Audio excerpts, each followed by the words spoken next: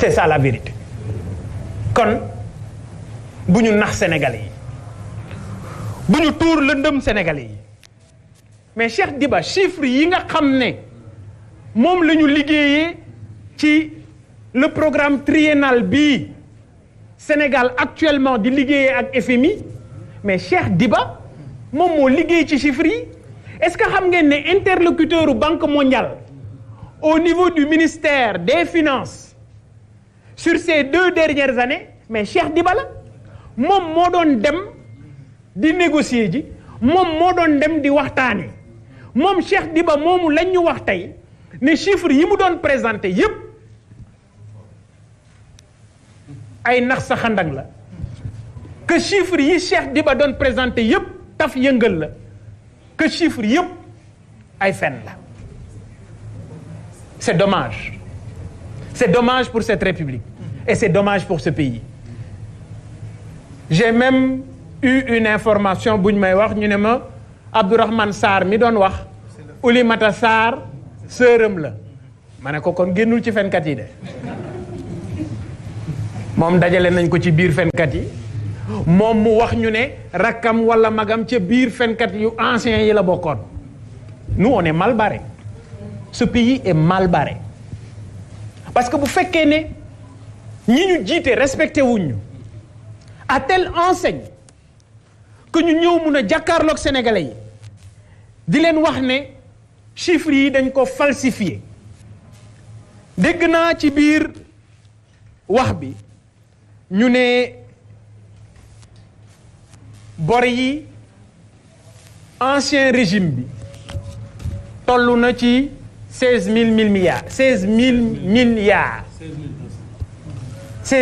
200 milliards en 12 ans mais ce qu'ils ont oublié de nous dire ñoom ñi toogoon ci taabal jooju mooy ci 6 mois yii ñoom bi ñu jëlee réew mi diggante avril ak tey lépp nañu plus de 1500 milliards certifiés xam nga booy wax ak i fenkat certifié looy wax nay certifié je dis certifié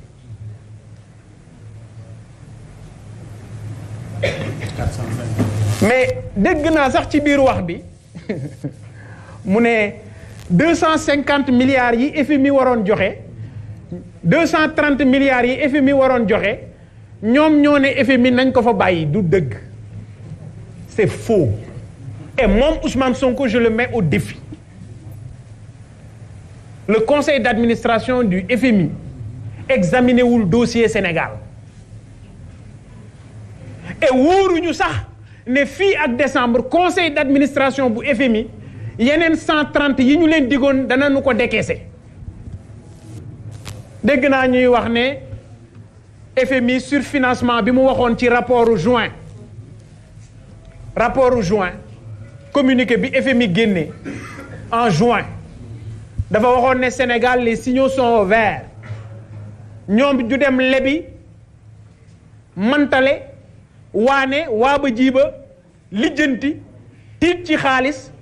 foqale ba dem wuti 450 milliards te soxlawuñu ko woon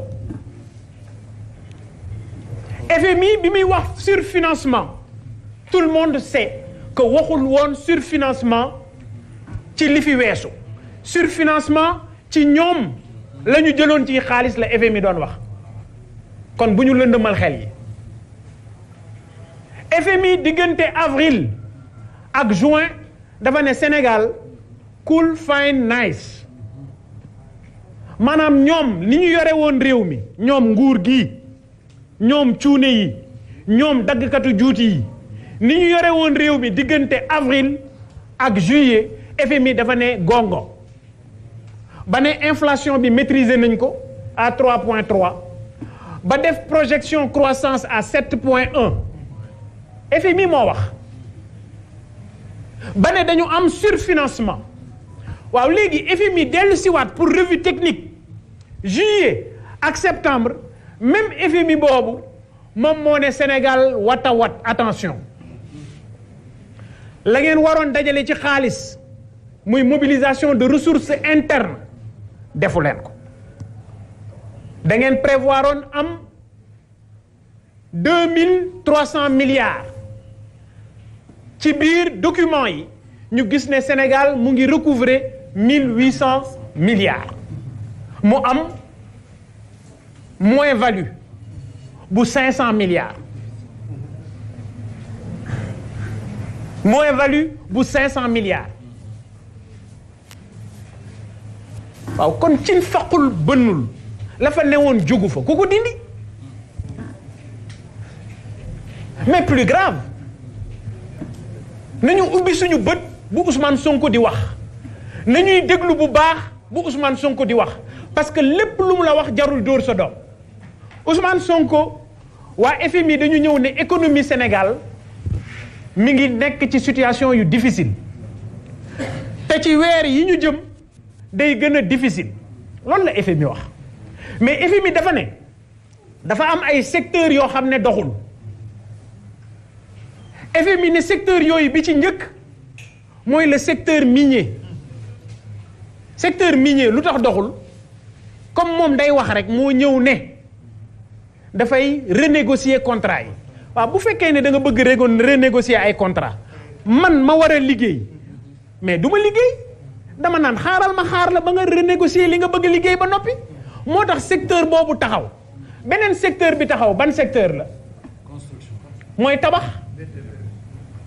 waaw ku taxaw ne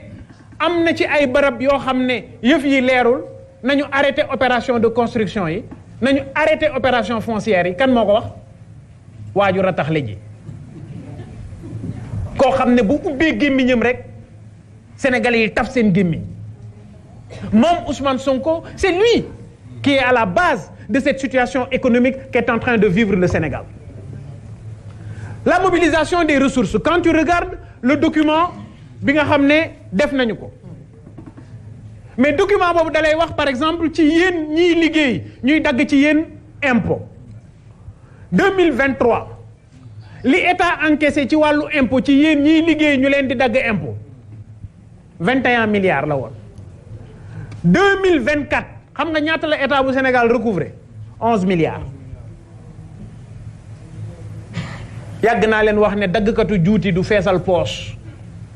daggkatu juuti du dolli poche parce que amul xam-xam bi et ces gens qui sont en train de nous gouverner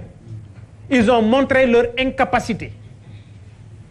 ils ont montré leur incompétence ils ont montré tout simplement leurs limites tas nañu yaakaar yi tasuñu yaakaaru Jakarta maan yi rek tasuñu yaakaaru marchand ambulant yi rek tasuñu yaakaaru commerçant yi rek parce que commerçant yëpp tey ji jaaxle nañu mais dañu dem ba désintégrer suñu structure économique